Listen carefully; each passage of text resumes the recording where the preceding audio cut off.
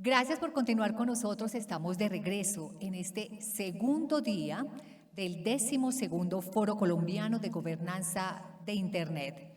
Gracias por acompañarnos, quienes se conectan con nosotros de manera virtual y también a quienes hacen presencia en este auditorio. Nos ponemos todos dispuestos a conocer de manos de nuestro moderador y los panelistas cuál es la IA que queremos para Colombia. Así que, si me permiten, les voy a presentar a quienes nos acompañan en este momento. Invitamos al grupo de trabajo de inteligencia artificial con el panel. ¿Cuál es la IA que queremos para Colombia? Modelo de gobernanza de la inteligencia artificial en Colombia. Recuerden que ustedes pueden participar con el numeral FGI Colombia 2025, @FGI Colombia. Así nos encuentran y esperamos leerlos allí con sus comentarios.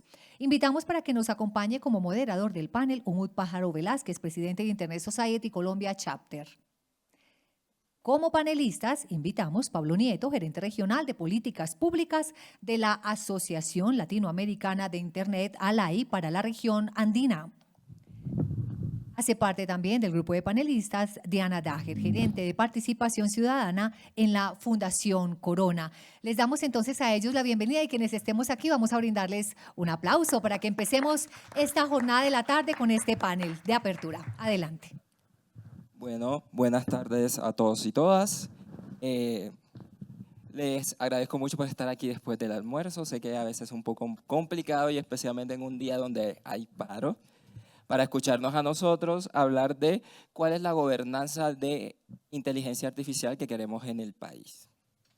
Este panel parte del COMPES 4144 del febrero de 2025, en donde se establecen algunos, digamos, lineamientos generales acerca de cuál es la inteligencia artificial que queremos para el país. Si bien hay una estrategia, hay un plan nacional de inteligencia artificial que fue establecido desde 2019, hasta el momento no se habían establecido lineamientos estratégicos claros con respecto a ese COMPES. Y este es uno de los que intenta ser, guiar la conversación, especialmente sobre los distintos modelos de gobernanza en el punto 1.1 de este COMPES. Y a partir de allí vamos a empezar nuestra discusión, o mejor, nuestra conversación realmente, porque aquí habemos solo 3 personas en estos momentos. Así que para iniciar esta conversación me gustaría que cada uno de ustedes me responda cómo creen que puede Colombia crear e implementar un modelo de gobernanza de inteligencia artificial que sea verdaderamente participativo, incluyendo las opiniones de todos los sectores y a la vez aprendiendo de las mejores prácticas de otros países. Bueno, un gusto estar acá. Muchas gracias por la invitación y felicitaciones por el desarrollo del foro. También poder compartir opiniones con ambos y poder tener un diálogo sobre cómo debería ser la gobernanza de la inteligencia artificial en Colombia. Frente a ese modelo de gobernanza de IA, yo quiero empezar resaltando por qué es importante. El COMPES de inteligencia artificial genera un diagnóstico clave para avanzar en la gobernanza y es la falta de un mecanismo multiactor donde personas de diferentes sectores y que representan distintos intereses puedan dialogar sobre la mejor forma de garantizar un uso ético de la inteligencia artificial que sea responsable sobre todo con los derechos humanos. Y en ese contexto el COMPES avanza estableciendo la importancia de crear ese mecanismo multiactor de gobernanza de inteligencia artificial. Ahora, la pregunta es cómo creamos ese mecanismo de manera tal que podamos generar ese diálogo entre las diferentes partes. Y ahí yo quisiera resaltar 3 aspectos específicos. Lo primero es poder tener un diseño que sea participativo. Cuando normalmente, y pasa mucho con tecnología, asumimos que los diseños son neutrales y que no hay otro tipo de diseños, que el diseño está dado. Sucede con la gobernanza lo mismo. Hay diferentes formas de diseñar. Incluir a las personas en el diseño puede ayudar a generar un mecanismo que sea mucho más incluyente y que no desconozca las posiciones de diferentes partes y las formas de participar de diferentes actores y sectores. No es lo mismo la participación de jóvenes, de juventudes, a la participación que puedan tener las mujeres rurales, a la participación que puedan tener las empresas, y tener a los diferentes sectores y actores involucrados desde el diseño puede asegurar a generar ese mecanismo que permita representar de una mejor forma las diferentes voces. El segundo elemento que creo que es muy importante es poder fortalecer las capacidades de las personas que también van a participar. Hay un argumento que a veces se usa para desconocer la participación de ciertas voces en la conversación de IA y es, no, es que usted no es experto en el tema, usted no tiene por qué participar. Pero hay personas que así no sean técnicamente expertas en un tema, sí son expertos en la afectación que eso tiene sobre su salud mental, sobre su empleo, sobre su educación, y esas voces son muy importantes. Yo recuerdo hace un tiempo en una mesa de inteligencia artificial de los Andes, que el profesor Juan David Gutiérrez resaltaba en una de esas mesas que realizó, como al involucrar a personas de la industria del entretenimiento, puede que no fueran expertas en inteligencia artificial, pero trajeron a la conversación voces de cómo la inteligencia artificial estaba desconociendo sus derechos de propiedad sobre sus obras. Y puede que no sean expertos en IA, pero sí son expertos en su industria. Y esas voces tenemos que traerlas, pero necesitamos también fortalecer e igualar el conocimiento de ciertas poblaciones que son relevantes y que necesitan tener un núcleo básico. Por ejemplo, si hablamos de juventud, nosotros desde la Fundación Corona tenemos un mecanismo bien interesante con la alcaldía y con el Instituto de Política Abierta, donde por sorteo seleccionamos a personas para participar que representan estadísticamente a la población, pero como son personas que nunca han participado, este año, por ejemplo, vamos a hablar sobre disposición de residuos sólidos, no son expertos en basuras, pero vamos a enseñarles lo mínimo que necesitan saber para poder tener una deliberación informada. Entonces, esos mínimos son muy importantes para esa conversación. Y el tercer elemento es poder tener mecanismos innovadores para esa participación. Un ejemplo de ellos justamente este mecanismo que les cuento que se llama Asambleas Ciudadanas Deliberativas, donde por sorteo elijo personas que representan estadísticamente a la población para que dialoguen sobre temas de manera complementaria a las voces de expertos. A veces cuando tenemos expertos en la conversación tenemos voces que son muy relevantes, pero a veces muy sesgadas, tienen intereses muy fuertes sobre lo que se está conversando.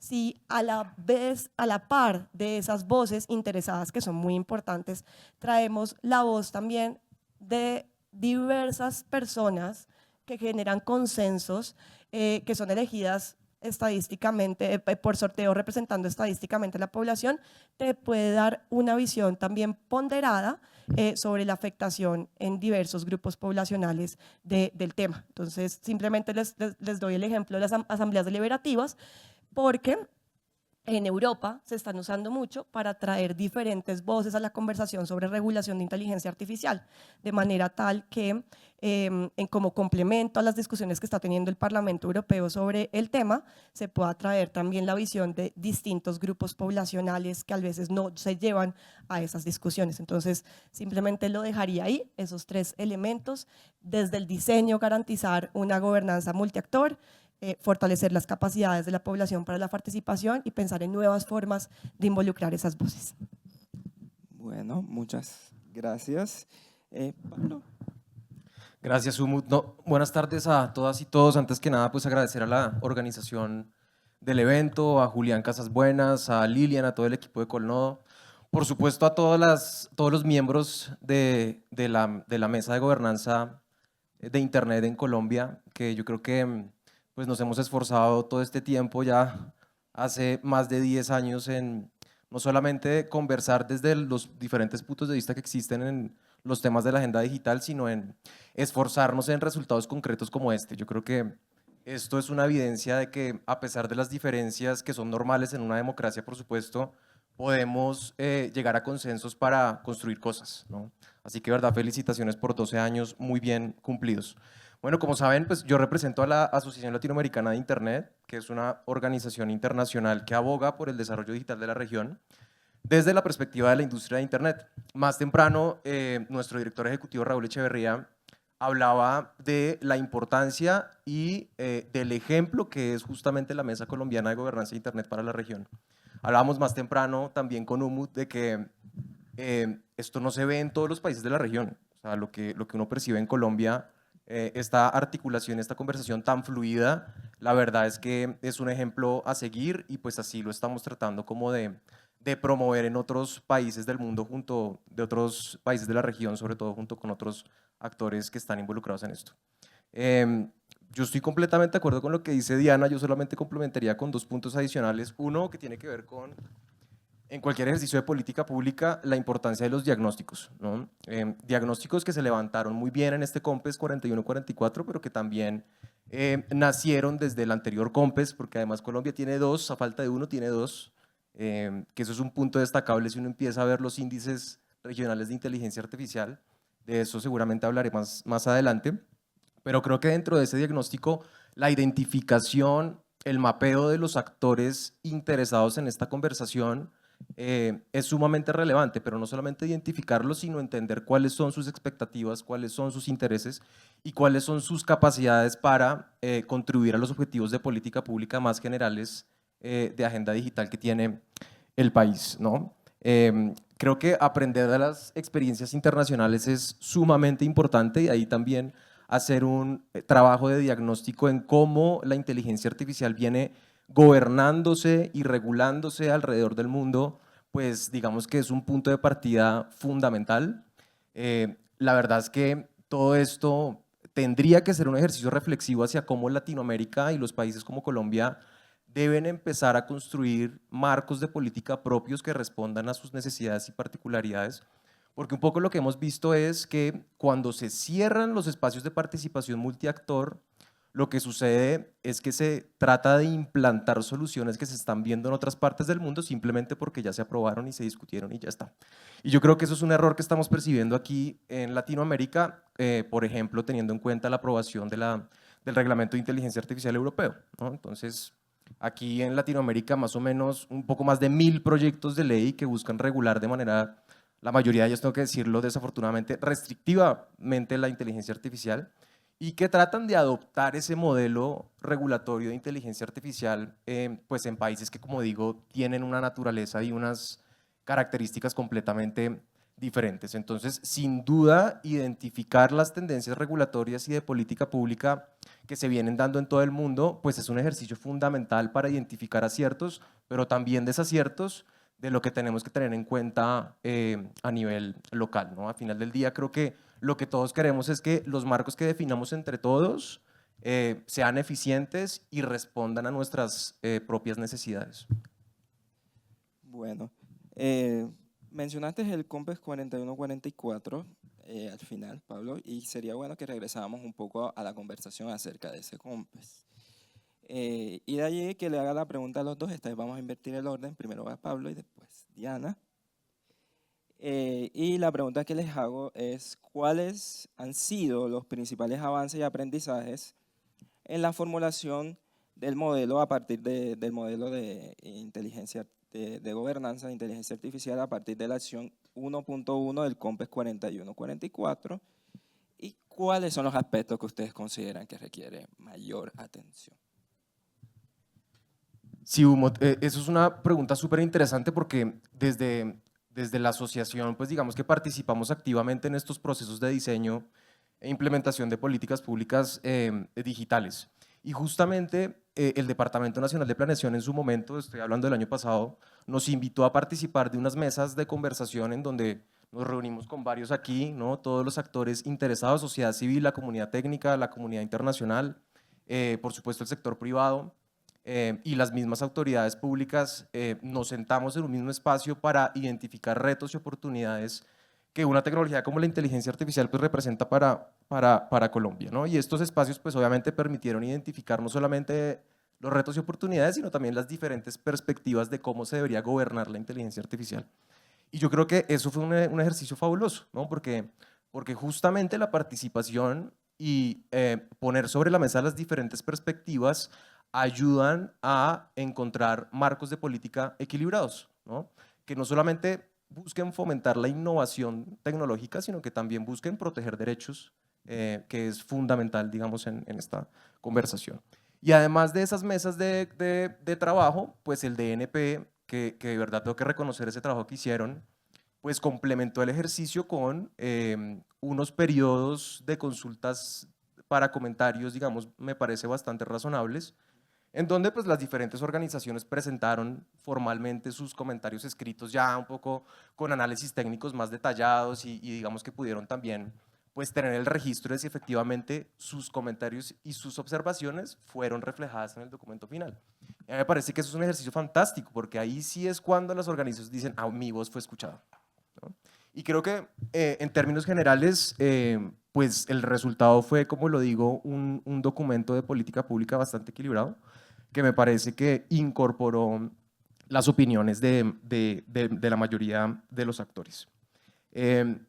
Y luego de eso, entonces, con respecto ya, digamos, a la acción puntual, la 1.1, que busca fortalecer los mecanismos de gobernanza, entonces yo leí esta mañana porque no me acordaba, ¿no? Entonces decía como, sí, entonces el ministerio, el DAPRE, el Departamento de la Presidencia, en conjunto con el Ministerio de Ciencias, con MINTIC y con el DNP, van a crear un mecanismo de gobernanza de la inteligencia artificial y ese mecanismo se va a traducir en un instrumento normativo, ¿no? Y uno dice, un instrumento normativo para crear una mesa de gobernanza. Bueno. Pero entonces lo curioso es que cuando uno va a ver el proyecto de ley de inteligencia artificial que presentó el Ministerio de Ciencias, en el artículo 8 justamente incorporan la creación de un comité intersectorial para la gobernanza de la inteligencia artificial, en concordancia con lo establecido en el COMPES 4144. Entonces uno dice, ah, ya acá lo quiero. Entonces este es el instrumento normativo, el proyecto de ley. Pero entonces el proyecto de ley, además de eso, también define las reglas que regulan la inteligencia artificial en Colombia, su uso y su desarrollo. Entonces ahí uno, la verdad es que yo confieso que quedé un poco confundido, porque entonces estamos diciendo que vamos a aprobar una ley para determinar las reglas de juego de cómo usar y desarrollar inteligencia artificial, y paralelamente se va a crear un comité pues que no va a tener mucha voz y voto en la definición de esas reglas porque el proceso va paralelo. Entonces, ¿qué sentido tiene el comité? ¿No? O sea, uno diría más bien, pues primero lo primero, ¿no? Primero conformemos el comité. Para confirmar una mesa multisectorial no se necesita una ley, ¿no? Y cuando esté conformada con las múltiples partes interesadas, pues pongámonos de acuerdo en cómo vamos a gobernar la inteligencia artificial, cómo la vamos a regular, ¿no?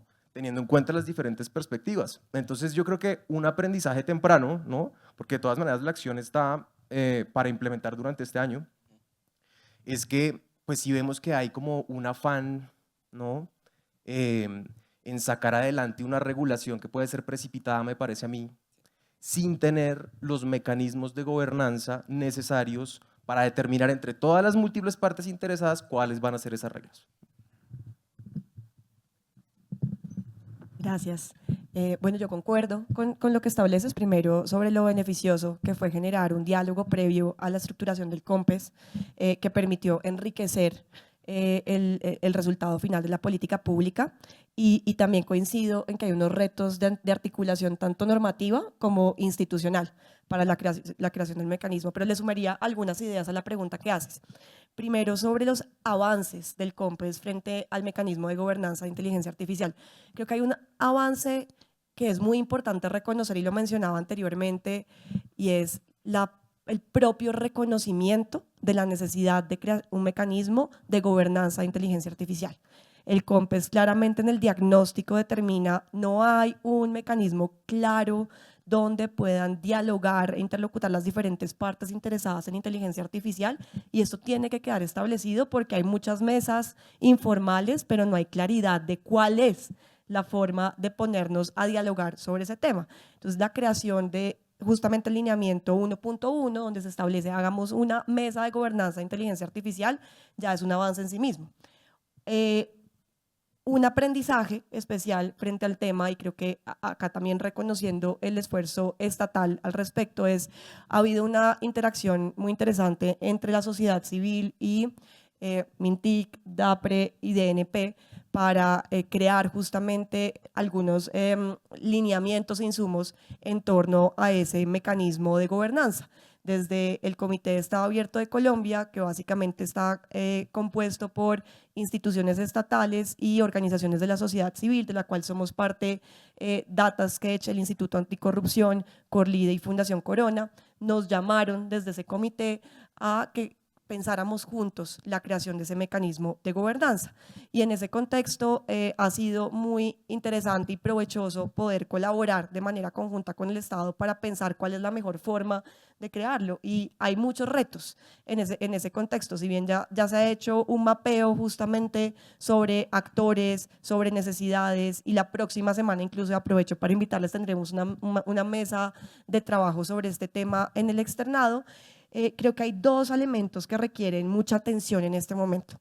Primero, el enfoque territorial y la diversidad. Nosotros desde las organizaciones de sociedad civil que hacemos parte del Comité de Estado Abierto somos muy conscientes que si bien representamos ciertas voces de sociedad civil, no las representamos a todas.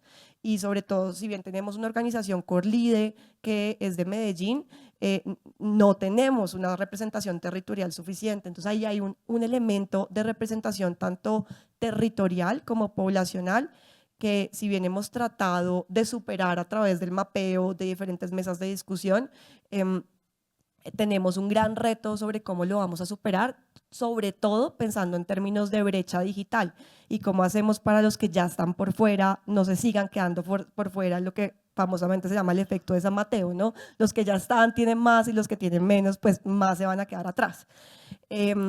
Y el segundo reto particular es avanzar, porque no nos podemos quedar en ¿no? la discusión de cómo vamos a discutir, sino que tenemos que estructurar, y ahí yo no necesariamente estoy de acuerdo en que tenga que formalizarse el mecanismo a través de una ley, pero sí creo que es importante tener una seguridad jurídica sobre cómo va a ser la gobernanza. Primero, porque va a haber servidores y servidoras públicas en ese mecanismo y, como bien saben, los servidores públicos están sujetos a lo que dice la ley, y a veces hace mucho más fácil la tarea que haya una estructura clara de cómo va a funcionar en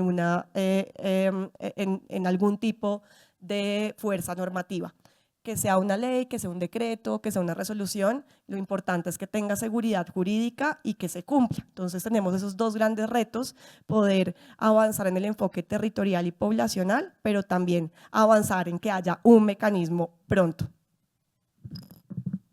Bueno, entre todo lo que dijeron estoy bastante de acuerdo, para decir la verdad, y también creo, como Pablo, que el proceso de discusión sobre la ley de inteligencia artificial en estos momentos está siendo demasiado acelerado.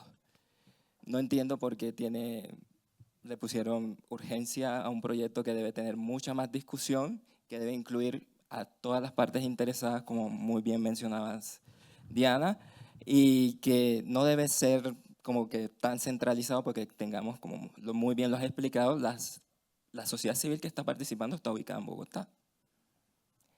¿Será que esa misma gobernanza e inteligencia artificial está pensada de la misma manera desde el Caribe, desde el Amazonas, desde el Pacífico? Probablemente no.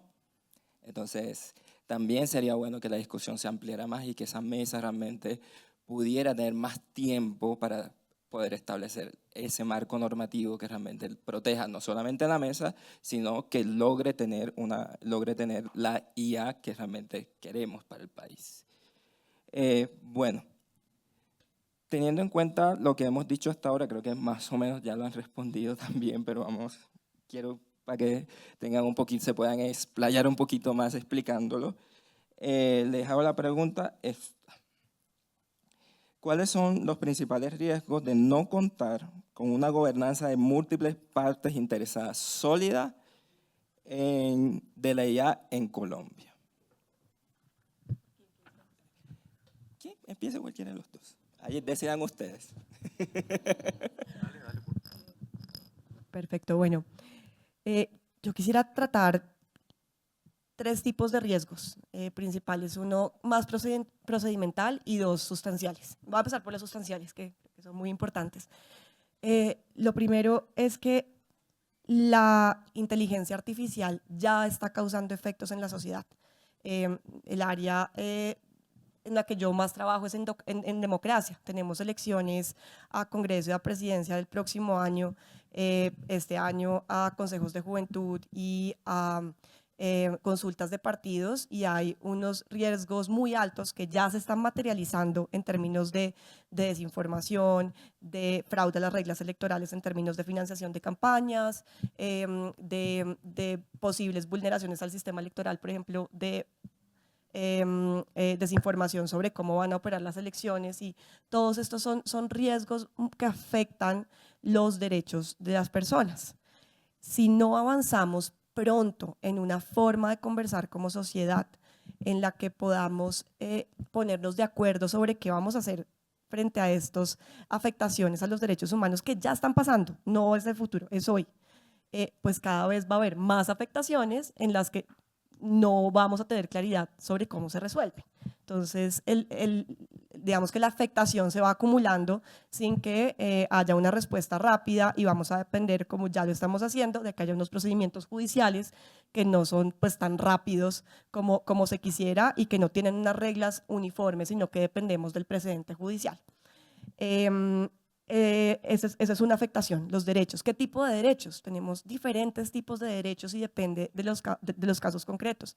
Tenemos derechos personales, de integridad personal, incluso de salud, de vida. En algunos casos hemos visto suicidios motivados por inteligencia artificial. Tenemos derechos de autor, tenemos derechos a la propiedad privada, tenemos también derechos colectivos, como puede ser la misma democracia, tenemos derechos ambientales. Entonces no es algo de ciencia ficción o en el futuro, son afectaciones que están pasando hoy, y si no tenemos una forma como sociedad de resolverlo, va a ser muy difícil resolverlo y prevenir futuras afectaciones y corregir las que ya están pasando. El segundo riesgo es el costo social de la inteligencia artificial. Hay un principio que es muy importante de neutralidad de Internet, pero la neutralidad de Internet no significa que vamos a dejar al mercado la regulación de mercado de las afectaciones. Hay usuarios que justamente porque el diseño no es neutral deberían tener ciertas protecciones cuando entran a usar ciertos mecanismos, y en ese contexto esos costos sociales pues los está asumiendo la sociedad y no están siendo distribuidos equitativamente o incluso prevenidos. Y ya el tercer elemento es procedimental. Y es justamente como no tenemos ese mecanismo en este momento institucionalizado, tenemos la cantidad de proyectos de ley en este momento en el Congreso, muchos difieren entre sí frente a la forma de regulación, frente a la visión, tenemos unos con mensajes de urgencia, pero también tenemos al mismo tiempo andando el mecanismo posible de gobernanza de inteligencia artificial, que está también con un riesgo de coordinación frente a lo que ya están dando. Entonces ese es más procedimental, pero también es un riesgo muy importante, y por eso creo que si hacemos un llamado hoy es a poder agilizar también esa discusión y poder avanzar en la misma. Sí, no, yo digamos haría eco un poco a la idea que comentaba nuestro director ejecutivo en más temprano, ¿no? El riesgo de no tener una gobernanza amplia y participativa básicamente es que dejamos de ser eficientes y eficaces en las políticas públicas, ¿no? ¿Por qué? Porque nos vamos a tardar en identificar oportunidades y riesgos que pues no son deseados para las políticas públicas, ¿no? Entonces, ese es el problema de hacer política pública a puerta cerrada, ¿no? Que cuando ya vamos en etapas finales de las discusiones, entonces por allá salta una organización de la sociedad civil o por allá salta un gremio diciendo, oigan, pero ustedes no se dieron cuenta de esto. Ah, claro. Pues si nos hubieran tenido en cuenta desde el principio, pues no estaríamos en esas. Y es un poco ha sido la constante que hemos visto en la región. Y reitero, insisto, más de 1000 proyectos de ley sobre inteligencia artificial en la región, la mayoría de los cuales buscan restringir, limitar, hasta prohibir, ¿no?, la tecnología. Entonces a mí me parece que eso, digamos que en gran medida pasa simplemente porque no se tienen en cuenta desde el momento uno las visiones y las perspectivas de los múltiples actores, ¿no? Entonces, yo creo que eso también hace parte de una ausencia de visión estratégica que lastimosamente se percibe en Latinoamérica frente a la inteligencia artificial. Es un poquito desalentador cuando uno está en conversaciones, pues digamos, afuera sobre este tema y uno escucha a la gente decir, no, pues Estados Unidos es el país que innova, China es el país que replica, Europa es la región que regula y Latinoamérica, bueno, pues Latinoamérica hace caso, ¿no? Dice la gente. Y Latinoamérica hace caso. Entonces, hacemos caso porque justamente no contamos con una visión propia de este tema. Y nosotros creemos que hay una oportunidad enorme como región latinoamericana de insertarnos con una visión estratégica en la cadena de valor de inteligencia artificial. Yo creo que contamos con ventajas competitivas importantísimas, como por ejemplo los recursos naturales, ¿no? La energía limpia, que puede ser fuente de energía, valga la redundancia, de los data centers fundamentales para la inteligencia artificial. Pero minerales que son estratégicos también para todo el desarrollo de cableado, chips y demás que necesitan para la misma inteligencia artificial. Todo lo que tiene que ver con talento, todo lo que tiene que ver con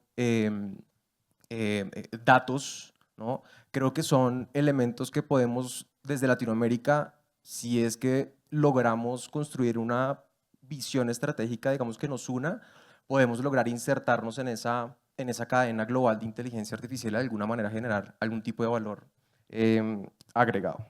En últimas, yo creo que se trata es de eso, de articular con actores, como lo decía Diana al principio, que no necesariamente tienen que ser los mismos de siempre, ¿no? En términos de industria, pues que es un poco lo que nos concierne a nosotros creemos que la inteligencia artificial no tiene que ver con 4 o 5 plataformas, con las Big Tech, no tiene que ver solamente con las Big Tech, tiene que ver con la industria en general. Hoy el 97% de las grandes industrias, independientemente del sector, están usando inteligencia artificial. Y eso es por cuenta de que los resultados son evidentes en términos de productividad y de eficiencias.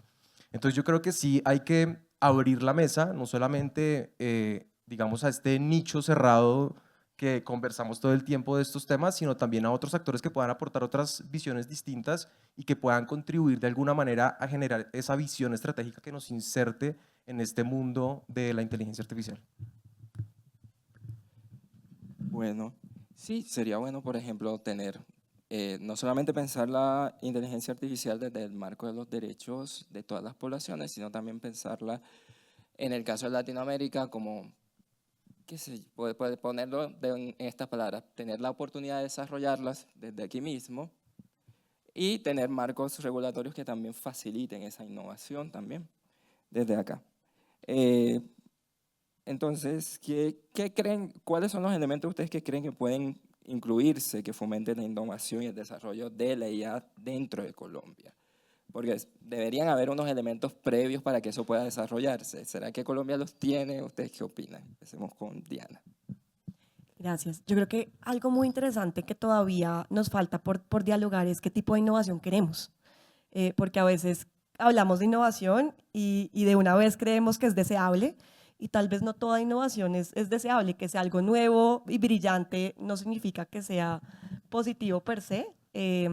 Hay diferentes formas de innovación, o incluso estamos llenos de pruebas de posibles innovaciones que luego son estrellas de un día y no son sostenibles, sobre todo en innovación pública. Entonces creo que algo que es muy importante, y coincido en que esta conversación se está dando muy rápido, deberíamos tener una conversación amplia sobre qué entendemos por innovación y cuál es el tipo de innovación deseable para la sociedad. Y en ese sentido hay 2 elementos que creo que son relevantes para esa discusión. Lo primero es cómo fortalecemos las capacidades de la población en Colombia para que sea motor de esa innovación. Hay un elemento de educación muy importante, de capacidades incluso básicas que se adquieren en la educación media, pero que la educación media no es obligatoria en Colombia. Entonces tenemos una contradicción donde para poder acceder a ciertas carreras donde las personas en Colombia sean las propulsoras de esa innovación, necesitamos la educación media, pero no la estamos priorizando como sistema educativo. Entonces creo que hay un problema de incentivos muy fuerte, donde un elemento muy importante de esa innovación que desde la Fundación consideramos deseable es que parta de un fortalecimiento de las capacidades de las personas en Colombia, de manera tal que puedan estar a la altura de ese desarrollo tecnológico desde la región. Y el segundo elemento es sobre el mercado laboral. Cómo generamos los incentivos también, por ejemplo, desde la innovación con sistemas como pago por resultados, con innovación financiera, para que se pueda contratar personal en Colombia para impulsar esa innovación una vez lo tengamos capacitados, viendo educación y empleo como dos caras de una misma ecuación. Ahora, es muy importante también frente a esa innovación poder ponernos de acuerdo sobre qué queremos respetar en términos de derechos y cuáles van a ser esas líneas rojas de la innovación que es deseable versus la que no quisiéramos promover. Creo que esas serían como las tres principales cuestiones que deberíamos abordar como sociedad y ojalá podamos hacerlo en una mesa ya consolidada de gobernanza de IA. Sí, yo creo que aquí de nuevo la importancia de los diagnósticos, ¿no? Los COMPES, digamos que han sido un avance en ese sentido, en levantar como líneas bases. También hay índices regionales, pues que también, digamos que ponen sobre la mesa una información que es importante. El índice latinoamericano de inteligencia artificial es uno de ellos, ¿no? Que básicamente categoriza a los países de la región en 3 baches. Un bache de pioneros, uno de adoptantes y otro de exploradores en cuanto al uso y desarrollo de la inteligencia artificial, y mide a 19 países en términos de 3 dimensiones, ¿no? Una dimensión de factores habilitantes, otra dimensión de investigación y desarrollo y una tercera dimensión de gobernanza y regulación, ¿no? Entonces, los países que están al frente, Chile y Brasil, en el medio, digamos que está Colombia, de quinto entre 19, es decir, uno no puede decir no estamos bien, muy bien, pero tampoco estamos, ¿no?, en la inmunda, no estamos. Y cuando uno le hace suma a Colombia, pues es digamos que interesante, porque uno empieza a ver, bueno, en qué nos rajamos, ¿no? Definitivamente. Y nos rajamos en los factores habilitantes. Y los factores habilitantes tienen que ver con conectividad. Aún tenemos una brecha importante del 35%, bueno, esa cifra, digamos que hay diversas cifras, pero más o menos 30% en capacidad de cómputo, ¿no? Y en el acceso a dispositivos, ¿no? Y por otro lado, en otra subdimensión que también no nos va muy bien, es en la disponibilidad de datos, ¿no? Datos en la medida de que las organizaciones, sobre todo las entidades públicas, tengan organizada la casa, ¿no? Pero que además tengan la información suficientemente filtrada para obtener los datos que puedan ser usados y que puedan ser adecuados para sistemas de inteligencia artificial. Entonces, digamos que en eso estamos un poquito quedados. Y en lo otro es en la subdimensión de talento, ¿no? Lastimosamente, pues digamos que nuestra fuerza laboral todavía no tiene esas capacidades que requiere el mundo de hoy, ¿no? Un mundo pues que está insertado en la digitalización, independientemente del sector del que hablemos. Entonces, digamos que esas son como las oportunidades de mejora, en donde los índices, digamos que resaltan como un reto para Colombia. Pero yo, digamos que tampoco me gusta quedarme solo con lo malo, y también el ILIA, este índice, destaca en que le va muy bien a Colombia, que la verdad es que es de los países que mejor marcan. Y para sorpresa de muchos, en la dimensión que mejor nos va es en la de gobernanza y regulación, ¿no? Entonces decimos que tenemos, ¿cuántos proyectos de ley vamos? Como 15. Y tenemos 2 marcos de política pública muy valiosos y todo. Y bueno, pues, o sea, estamos fuertes en ese frente, estamos muy fuertes. Y eso tiene que ver con esta institucionalidad que se ha desarrollado a través de las políticas públicas de los COMPES, muy valiosos, pero también con un régimen legal vigente que de alguna manera ya atiende los usos no deseados de la inteligencia artificial, ¿no? Estamos hablando de protección de datos personales, estamos hablando de el régimen de defensa del consumidor, estamos hablando de competencia, estamos hablando de hasta temas de código penal que ya desarrollan temas de suplantación, ¿no? Por ejemplo, y que de alguna u otra manera atienden los desafíos del mal uso de la inteligencia artificial. Porque sin duda los delitos se consagraron en las leyes no solamente para el mundo análogo, que eso a veces como que nos olvidamos de eso. O sea, la digitalización no es que esté ajena a los marcos regulatorios, digamos, ordinarios, ¿no? Entonces yo creo que ahí somos fuertes, lo destacan, digamos, estos índices internacionales. Entonces eso sí le da como uno la idea de dónde priorizar, ¿no? Y dónde están esos elementos que son fundamentales para tener una gobernanza orientada a la innovación y al desarrollo del ecosistema en Colombia. Insisto, construcción de habilitantes, ¿no? Conectividad, talento, datos, capacidad de cómputo. Bueno, creo que coincidieron precisamente en eso, pero creo que Diana se fue un poquito a una dimensión que hasta el momento no lo hemos tocado, que es la dimensión ética de la inteligencia artificial. Por encimita, pero creo que va por ahí. Y me gustaría también ahí, como para ya ir cerrando la conversación, aunque tenemos tiempo, pero nos gustaría escuchar preguntas del público o contribuciones desde el público. ¿Qué principios éticos deberían ser tenidos en cuenta y obligatorios para cualquier proyecto de inteligencia artificial desarrollado o implementado en Colombia? Pablo. Bueno, los principios son fundamentales y creo que Colombia no es ajena a esa realidad de incorporar principios de gobernanza en inteligencia artificial dentro de su marco institucional. Justamente esta madurez en términos de gobernanza en política pública que resalta el ILIA tiene que ver con que Colombia ya hace muchos años, desde 2019, me parece un poco antes, tiene un marco ético de la inteligencia artificial, ¿no? Y ese marco ético básicamente lo que hace es incorporar los principios, entre esos los de OCDE, ¿no? Pues que se han desarrollado para un uso, valga la redundancia, ético de la inteligencia artificial. Entonces, yo creo que hay varios que se deben resaltar y que deben estar presentes en esta conversación. La inclusión y el beneficio social es uno de ellos, ¿no? Todo lo que tiene que ver con transparencia y con la explicabilidad. Los usuarios, digamos que tienen que tener la información suficiente para saber cómo están siendo manejados sus datos. Eso es clarísimo. Y eso vía términos y condiciones, ahora en una conversación muy coyuntural, creo que la Corte lo ha reiterado y me parece que está perfecto, ¿no? Las políticas y las normas de comportamiento dentro de los sistemas y dentro de las soluciones que se den en el ecosistema digital tienen que ser claras para el consumidor y el usuario.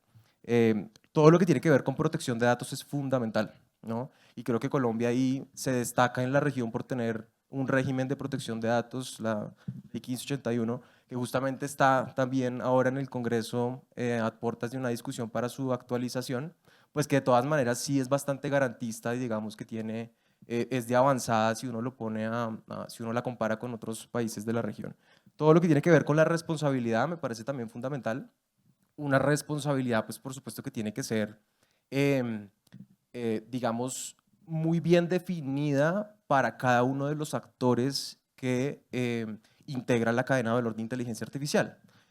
Y ahí, digamos que eso es una de las debilidades que hemos observado en estas iniciativas regulatorias y de política pública, ¿no? La responsabilidad objetiva, la famosa responsabilidad objetiva en donde, por ejemplo, a un desarrollador de un sistema de inteligencia artificial se le endilgan responsabilidades propias de alguien que implementa el propio sistema. Entonces, pues si yo me dedico a fabricar un automóvil, yo no espero que a mí me vayan a juzgar porque la persona que compra mi automóvil mata a una persona, ¿no? Y eso lastimosamente es lo que estamos observando hoy en día en algunas iniciativas. Y en último, yo creo que el enfoque de respeto a los derechos humanos y a la democracia. Yo creo que todas las soluciones que se ofrezcan desde la industria tienen que estar marcadas por un amplio cumplimiento de los derechos humanos, tiene que apuntar a eso, no solamente desde el punto de vista de control de riesgos para evitar daños, sino también desde la oportunidad, desde cómo la inteligencia artificial puede ser un mecanismo para garantizar derechos. derechos a, por ejemplo, el desarrollo económico, a conseguir un empleo, a expresarse libremente en los espacios digitales, a acceder a información. Creo que hoy en día la inteligencia artificial puede ser, aunque tenga por supuesto sus riesgos como cualquier otra innovación tecnológica, pues es una herramienta fundamental para la garantía de derechos humanos. Yo coincido con algunos de los principios mencionados. Le sumaría 3 ideas para complementar la conversación. Lo primero es que a mí no me gusta mucho hablar de propiamente solo de ética. Hay un componente ético importante, pero a veces cuando hablamos de ética nos vamos hacia un lugar que para algunas personas no es como algo que depende de la voluntad, muy filosófico y no obligatorio. Entonces por eso me gusta más el lenguaje de derechos. Y en ese contexto coincidiría en los resaltados, pero desde un enfoque de derechos fundamentales. Incluso Carolina Botero lo resaltaba en una columna hace poco, donde dialogaba sobre el avance en el enfoque de derechos del último proyecto de MinCiencia sobre inteligencia artificial. Y hay unos derechos que bien se pueden entender como principios éticos, pero cuando uno habla de derechos, finalmente habla de una tradición normativa reconocida en Colombia con diferentes formas de hacerla coercible, como puede ser incluso la misma tutela. Entonces tenemos derechos personales, tenemos como la misma afectación a la vida, a la salud, a la integridad personal, ¿no? Los derechos que yo tengo sobre mi voz, o incluso sobre la igualdad, y ahí tú hablabas del tema de conectividad. ¿Cómo hacemos para igualar la cancha frente a la conectividad que tienen las personas y no aumentar esa brecha digital? Derechos a la seguridad personal, a la propiedad privada, la protección de derechos de autor. Entonces hay, casi que uno se puede ir a la Constitución, los que se llaman derechos de primera, segunda, tercera generación, incluso la cuarta ya, y todos, como tú bien decías, no solamente aplican para el mundo análogo, aplican también para el mundo digital. Y el segundo elemento que quisiera tener en cuenta es, y tú lo mencionabas, el enfoque de democracia, algo que creo que ha estado muy ausente en la discusión sobre inteligencia artificial y sobre su regulación en Colombia, es los efectos que la inteligencia artificial puede tener sobre la democracia. Ya lo mencionaba, sobre todo ahora que estamos en una época tan electoral, pero no se incluye, por ejemplo, en el proyecto, en ninguno de los anteriores, pero ni siquiera en el más reciente de MinCiencias, disposiciones específicas sobre cómo la desinformación afecta la democracia, sobre la segmentación de audiencias con vulneración de derechos de privacidad, bueno, una serie de elementos que al final la democracia es la condición habilitante para poder tener mercado, para poder tener derechos, para poder tener libertad de expresión. Entonces esa protección especial de la democracia como principio y como derecho es fundamental. Y ya por último, de acuerdo con que en Colombia nos gusta regular mucho, y es verdad, pero hay un elemento, hay una serie de elementos en las normas jurídicas que es importante tener, sobre todo cuando uno ve en términos de seguridad jurídica, de servidores públicos, que es conveniente incluso tener algunas cosas claras. Algo que no somos muy buenos es en las normas sociales y en los comportamientos de las personas. Y ahí creo que hay un avance muy importante que tendríamos que hacer, aunado a las ciencias del comportamiento, en cómo hacemos para cambiar ciertos comportamientos en el momento de usar este tipo de tecnologías. Por ejemplo, somos muy rápidos a dar nuestros datos personales a la IA sin ni siquiera leer los términos y condiciones, o creo que todos acá hemos aceptado términos y condiciones sin ni siquiera leerlos. Son comportamientos que es muy importante empezar a transformar, y eso no se hace a través de una norma que decreta algo, se hace también a través de educación, se hace también cambiando los referentes de normas sociales que tenemos. Le añadiría esos. Bueno, bueno, hasta el momento creo que la conversación ha estado bastante de acuerdo ustedes y creo que yo también un poco coincido en que realmente todo principio ético se traduce en un derecho en general, debería ser como lo que debería pasar en cualquier lado. No pasa todo el tiempo, pero bueno, ese es el ideal. Creo que en el caso colombiano específicamente, gracias a muchas leyes previas, ya gran parte de esos derechos que nos afectan en las IA ya están garantizados y esos principios éticos que vienen de otras organizaciones intergubernamentales como la OCDE o la UNESCO ya estaban incluidos prácticamente en las buenas prácticas que tenemos en los desarrollos tecnológicos. Entonces eso también facilita mucho que pudiéramos crear un marco ético tan temprano y tan rápido, creo yo. Bueno, entonces, como ya para finalizar esta parte acá de nuestra conversación, vamos a responder la pregunta que tenemos. ¿Cuál sería la IA que queremos, la gobernanza de IA que queremos para Colombia? Adelante, Diana. Yo recogiendo los diferentes elementos que hemos conversado hoy, no quisiera dar esa respuesta yo. Creo que lo deseable y sobre todo lo que estamos trabajando, tanto desde el Comité de Estado Abierto como desde el mecanismo multiactor que se ha establecido para esa gobernanza, es que ojalá esa respuesta, la del diálogo y la de la deliberación entre todas las partes. Nosotros nos sentimos con mucha humildad, estamos muy contentos de estar ahí, pero sabemos que falta la representación de muchas voces y de muchos territorios. Entonces, mal haría yo en decretar acá el tipo de gobernanza que necesitamos. Lo que sí creo que sería muy importante es que esa respuesta, la de un diálogo ponderado en condición de igualdad y donde podamos establecer un mínimo de condiciones para que los diferentes actores y sectores involucrados puedan hacer parte de esa conversación, y en ese sentido tengo muchas ganas también de oír las diferentes perspectivas que tienen en el auditorio hoy, que muchas gracias también por ser parte de esta conversación. Pues Umut, yo creo que una de las tantas perspectivas que hay, ¿no?, en esta conversación multi-stakeholder tan clave para la gobernanza de Internet, pero yo creo que una gobernanza de inteligencia artificial, que se concentre en atender los temas urgentes y prioritarios. Como lo he venido diciendo, creo que estamos en deuda con fortalecer los factores habilitantes que van a ayudar definitivamente al cierre de la brecha digital. Estamos hablando de conectividad, de talento, de datos, todo lo que he mencionado, porque sin eso pues no vamos a tener de verdad la tecnología y una estrategia digital, digamos, al servicio del desarrollo del país. Va a ser imposible, ¿no? Y creo que estamos ahora más concentrados en regular la inteligencia artificial que justamente en tratar de cerrar esas brechas que tenemos en el país, sobre todo en lo que se considera la Colombia profunda, ¿no?, en el territorio.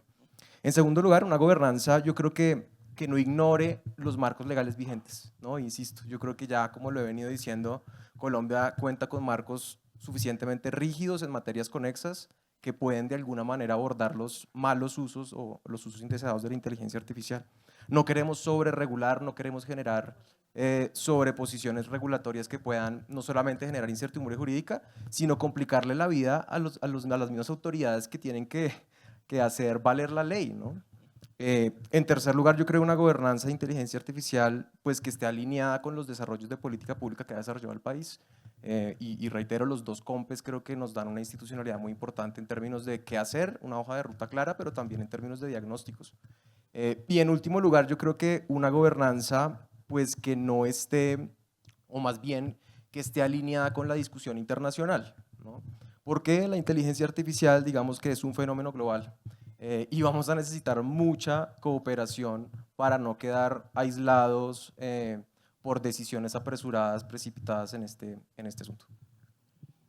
Bueno, muchas gracias a Pablo y a Diana por sus aportes. Ahora los queremos escuchar a ustedes en el público, así que damos espacio abierto a preguntas y o comentarios.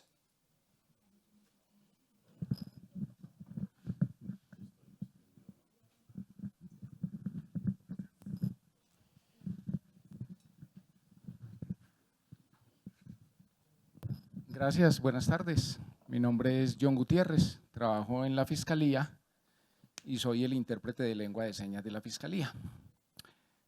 La Ley 2213 de 2022, por medio de la cual se establece la vigencia permanente del Decreto Legislativo 806 de 2020 y se adoptan medidas para implementar las tecnologías de la información y las comunicaciones en las actuaciones judiciales, agilizar los procesos judiciales y flexibilizar la atención a los usuarios del servicio de justicia, y se dictan otras disposiciones. Estando de acuerdo con todos tres, sobre todo con la señora Diana, que habla de la positivización del derecho natural, ¿sí? Hombre, no está bien que te robes eso, porque eso no es tuyo. Pero si eso no se hubiese positivizado, si eso no hubiese pasado del derecho natural al derecho positivo, pues habrían seguido quitándole las cosas a la gente porque no hay una sanción. Entonces es importante positivizar todo ese marco, ¿sí? Que eso haga parte de un marco normativo que sea de obligatorio cumplimiento. Se me olvida el término jurídico que utilizó también la señora Diana, coercibilidad, la coercibilidad del Estado, eso es importante. Y estando en línea también con el señor, que qué pena que no recuerdo su nombre, frente a las adaptaciones, ¿sí? A que debe haber un marco normativo que no relegue lo que ya está escrito, y por eso traje a colación esta norma. Termino diciéndoles por qué cité esta norma. Porque resulta que esa ley, en el artículo 2, si no estoy mal, en el último párrafo del artículo 2, es la que yo cito cuando me llaman y me dicen: John, hay un servicio de interpretación en Puerto Asís, Putumayo, y va a ser virtual.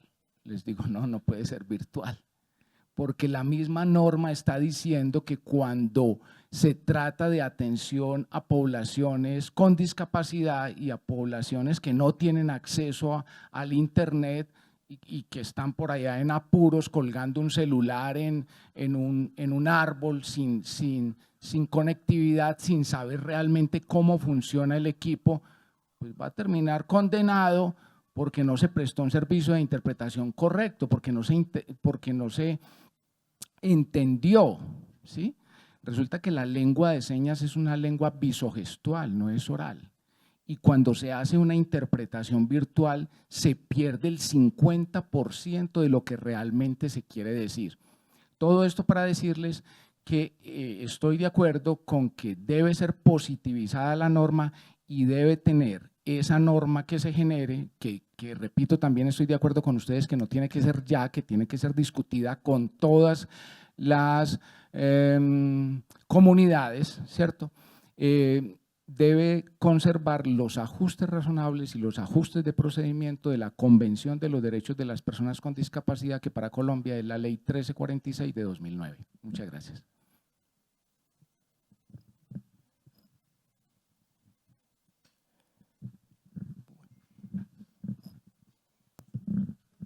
¿Alguna otra pregunta o comentario?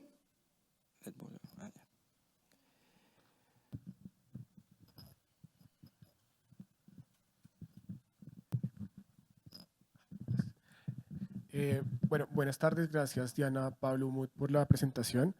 Yo en este tema de inteligencia artificial hemos tenido muchas preguntas que hacernos desde Red Papás, como organización que da y busca garantía de derechos digitales de niñas, niños y adolescentes. Y un poco la pregunta que nos hacíamos era cómo poder hacer que haya un ejercicio transparente en el cual ejercicios que se hagan en otras regulaciones, en otras, digamos, que permitan ejercer una serie de evaluación sobre riesgos. Por ejemplo, estoy pensando, Pablo, lo que hablaste del tema de datos personales. ¿Cómo hacer que esos ejercicios también tengan impacto en usuarios en Colombia? Y me refiero a un caso que tuvimos hace como 1 mes y medio en donde Google, hablando de estas Big Tech, lanza en un comunicado de prensa que su chatbot va a estar, Gemini, va a estar habilitado a cualquier persona que tenga cuenta en Google independientemente de su edad, que antes estaba restringida a mayores de 14 años. Le abre la posibilidad a cualquier persona que tenga usuario de Google la posibilidad de hacer uso de su chatbot, menor de 13 años o no. Muchos de esos teniendo en cuenta que son usuarios que seguramente crean el usuario de Google por algún tema de tener como cuenta del correo electrónico del colegio o algo relacionado, que los papás le crean un correo electrónico por hacer algún tipo de procedimiento o algo. Y pensando en la ley de protección de datos personales, ¿cómo puede ser ese ejercicio si no está regulado, si no hay una ampliación de la ley de habeas data actual que permita que haya un proceso de enforcement aquí directamente, que digamos cuál es ese ejercicio que está haciendo con los datos personales de personas de 9, 6, 7, 8, si se llegan a usar, cómo saber si se están usando, sobre todo teniendo en cuenta un contexto, y es que ya existe una demanda a la superintendencia de parte de Google en el Tribunal de Cundinamarca sobre la aplicación de la Ley de Protección de Datos Personales. Entonces, ¿cómo hacer que eso sea real en Colombia? ¿Cómo hacer que esos escenarios en donde hay ese área gris de uso, sobre todo que son decisiones que no corresponden a decisiones que se hacen en Colombia, sino que se toman en otras partes, pueda ser aplicable acá? Otro ejemplo, ¿cómo poder hacer para que ya es reconocido por los chatbots internacionales, sobre todo Sam Altman en una de esas podcasts dice: no estamos preparados para que nuestro chatbot esté siendo utilizado para atención psicológica? ¿Cómo hacer? Aquí hay ley de salud mental, aquí hay ley que regula la atención a psicología profesional a todo tipo de público. ¿Cómo hacer que esas reglamentaciones sean efectivas en el país, sobre todo con decisiones que vienen de otras partes del mundo? ¿Y cómo hacerlas reales sin hacer ningún cambio normativo o actualizando cambios normativos, o en esta mesa de gobernanza de varios actores interesados? ¿Cómo sería y cómo lo ven en un futuro con ejemplos así o otros que vengan a la cabeza? Gracias.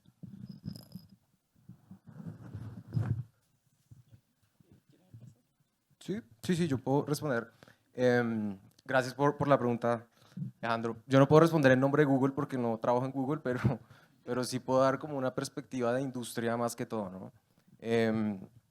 Yo creo que en estas conversaciones de los entornos digitales seguros para niños, que no me quisiera anticipar porque entiendo que el panel siguiente es sobre eso, pues digamos que nosotros sí creemos que hay unas claves que pueden, digamos, contribuir a la conversación. Creo que uno es que lo que hemos percibido, sobre todo en las discusiones legislativas, es que se está ignorando la voz tanto de los padres, las madres y los cuidadores, como la de los menores, ¿no? Niños, niñas y adolescentes. Y yo creo que ahí pues, la Corte Constitucional ha sido clara en que en este tipo de discusiones la autonomía progresiva de los menores es fundamental. No en vano, en el Congreso ahorita hace trámite una actualización del régimen de protección de datos, que está siendo promovida por la misma Superintendencia de Industria y Comercio. Y dentro de ese proyecto de ley, básicamente lo que se quiere es reducir la edad de consentimiento para el tratamiento de datos personales. Y yo creo que eso es una conversación muy interesante, porque en línea, lo que decía con lo que ha proferido la Corte Constitucional en sus sentencias, pues yo sí creo que los adolescentes en Colombia tienen autonomía suficiente para desarrollar sus derechos, por ejemplo, el de la libertad de expresión, el del acceso a la información en entornos digitales, por supuesto, manteniendo las precauciones que son necesarias en cualquier tipo de escenario, ya sea análogo o digital.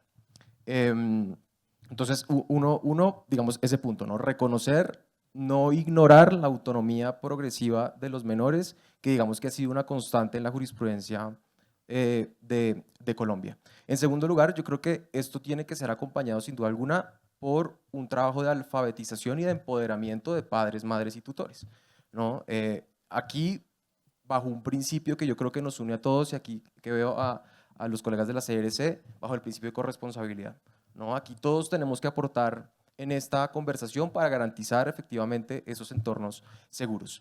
Y las empresas, por supuesto, que disponen y deben seguir disponiendo de herramientas para que a su vez padres, madres y tutores apropien y con ello tratar de generar estos espacios más seguros en entornos digitales para los niños pues menores, ya sea de 14 años o de 13 años también, como se ha determinado en algunas, o de 16 años, mejor dicho, que se ha determinado en algunas legislaciones en otros países, como por ejemplo Australia.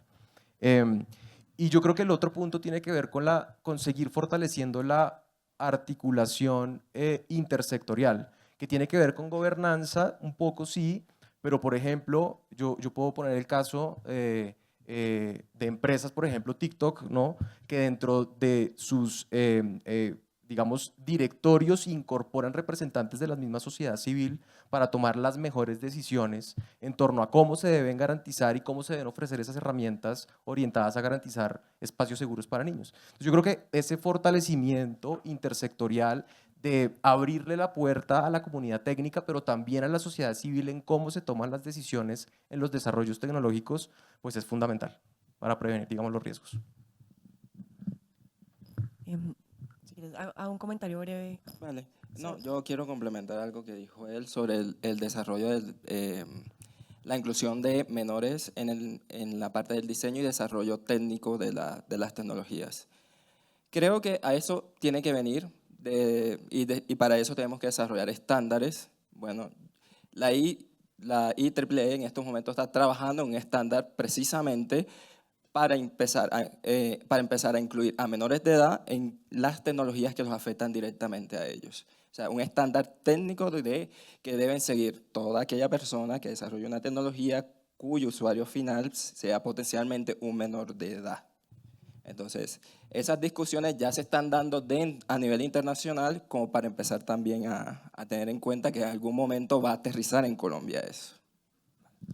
Y justo frente a ese aterrizaje, creo que simplemente un comentario rápido y es, los casos que acabas de ponerte presente justifican la necesidad de ponernos de acuerdo, no sobre el caso concreto, porque creo que todos sabemos que la inteligencia artificial y la tecnología va toda. Hoy son esos 2 casos, mañana van a ser otros y no podemos poder regular la casuística, ¿no? Pero ponernos de acuerdo a cómo vamos a manejar ciertas situaciones con unas reglas claras, pero donde además podamos tener un espacio de interacción con los diferentes grupos de interés, en tu caso justamente los padres de familia, los niños, niñas y adolescentes, para poder resolver cómo ponernos de acuerdo frente a ese tipo de casos. Entonces creo que eso hace que ese aterrizaje sea mucho más pronto. Tenemos que tener las discusiones de manera informada y no acelerarnos, pero tampoco quedarnos en las discusiones, porque también los casos cada día son distintos y con mucha afectación de los derechos de las personas. Bueno, ¿alguien más tiene una pregunta? Tenemos espacio para una más.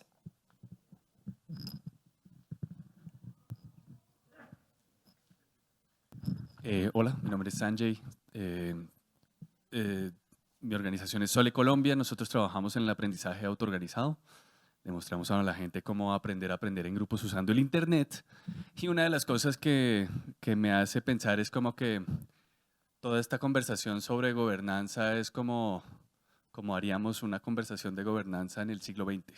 Lo digo en el siglo XX, en donde no estábamos todos interconectados y donde las máquinas las máquinas digitales eran una parte de nuestra vida constante.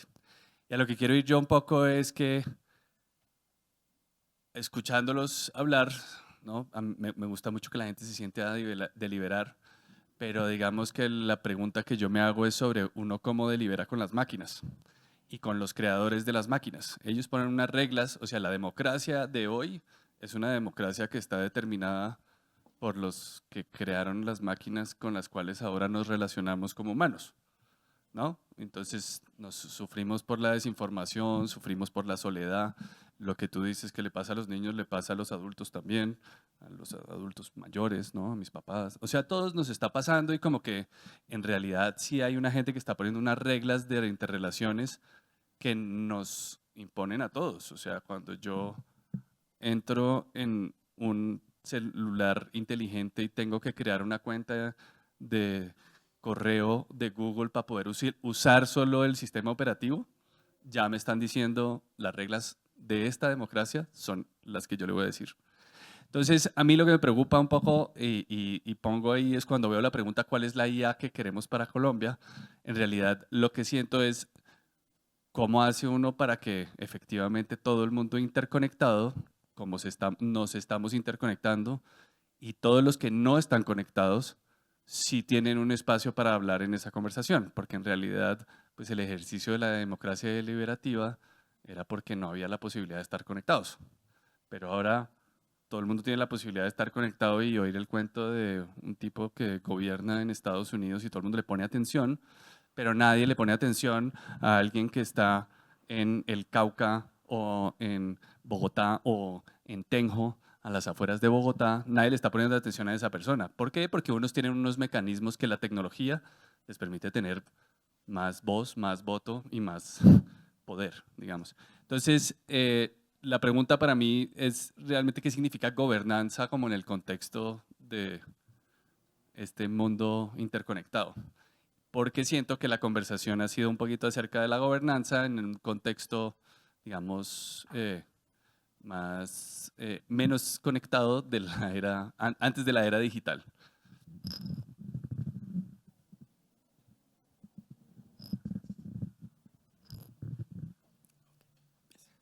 Vale, porque este es mi tema, vale. Bueno, pensemos, yo siento que realmente la diferencia no es mucha, realmente creo que hemos estado inmersos en un sistema donde tenemos ciertas, digamos, personas, empresas, situaciones donde tienen el poder y han regido el discurso público.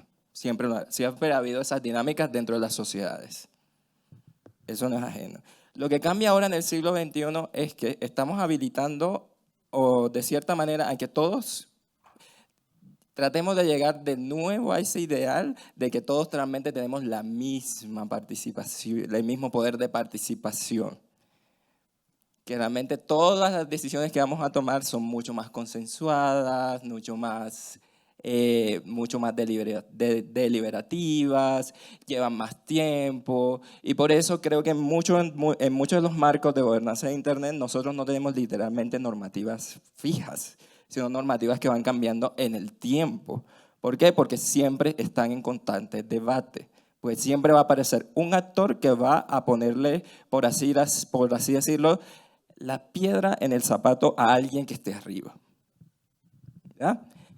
¿Ustedes creen que realmente la IA ahora está haciendo, los dueños de las empresas ya están haciendo todo lo que quieren, si realmente no hubieran habido discusiones desde sociedad civil, discusiones desde la parte técnica sobre cómo debe ser regulado este espacio y cuál debe ser la finalidad de este? Realmente no, porque el potencial de los modelos que están ahora realmente es mucho más allá de ese, pero allí ya hay unas restricciones que se han venido puestas en la mesa precisamente por este estilo de gobernanza que busca de nuevo esa participación de todos y todas a través de consensos.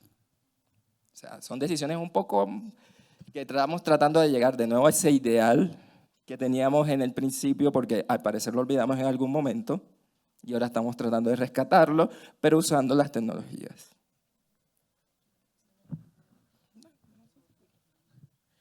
Gracias, Sanjay. Yo coincido frente al problema. Hay un gran problema de asimetrías de poder, ¿no? Frente a cómo opera la inteligencia artificial y la tecnología. Finalmente, quien crea el producto tiene mayor incidencia sobre el mismo.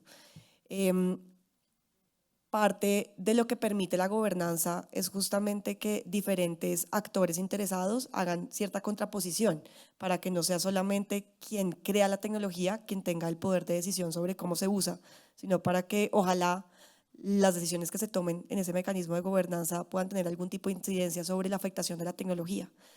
Ahora, creo que hay un gran problema de acción colectiva que tú pones de presente hoy, porque de nada sirve la gobernanza que hagamos en Colombia si no está unada a la gobernanza de América Latina y del mundo entero, porque justamente son tecnologías transnacionales que en muchos casos, para poder tener una incidencia real, tenemos que tener una voz unificada de sociedad civil a nivel más internacional. Entonces, creo que ha habido un avance. La regulación desde la Unión Europea muestra cómo también se puede unir sociedad civil más internacional, pero coincido en que estamos pensando problemas del siglo XXI a partir de una democracia incluso de la antigua Grecia.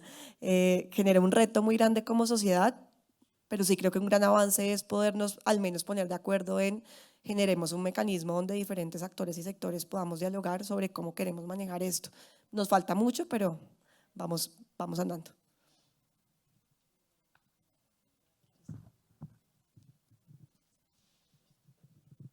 Bueno, muchas gracias a todos y todas por su tiempo y por la participación, y bueno, esperemos que le hayan quedado no solamente algunas respuestas, sino más que todo dudas. Al moderador y panelistas, muchísimas gracias. Los invitamos por favor a estar de pie para que tengamos un registro fotográfico de su participación en este foro, y a todos